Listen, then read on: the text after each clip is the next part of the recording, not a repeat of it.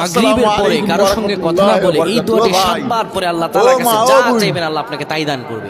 অভাবে আছেন, ঋণগ্রস্ত আছেন, মাথায় টেনশন, ঋণের বোঝা, বাড়িতে থাকতে পারতেছেন না, আল্লাহ সব আপনার পেরেশানি দূর করে দিবেন ইনশাআল্লাহ। যদি আপনি আমলটি করতে পারেন, আমল মানুষের জীবন বদলে দেয়, আমল মানুষের জীবনকে পরিবর্তন করে দেয়। আল্লাহ তাআলা আপনার সব দোয়া কবুল করে নেবেন ইনশাআল্লাহ। কোন সময় মাগরিব নামাজের পরে আপনারা জানেন না, কিবলামুখী হয়ে থাকবেন, কারো সঙ্গে কথা বলবেন না, জামাতে খাড়া হয়ে গেছে, কারো সঙ্গে কথা না বলে কিবলামুখী হয়ে আপনি পড়বেন মোবাইল দিয়ে কথা কইবে, জামাতে খাড়া হয়ে নামাজ পড়বে না মোবাইল দিয়ে কথা কইবে, নামাজের দাঁড়াইলে জামাতে মোবাইলে ফোন দেন। আপনাকে টাইম দূর জানেন না, আপনারা কি মুসলমান না?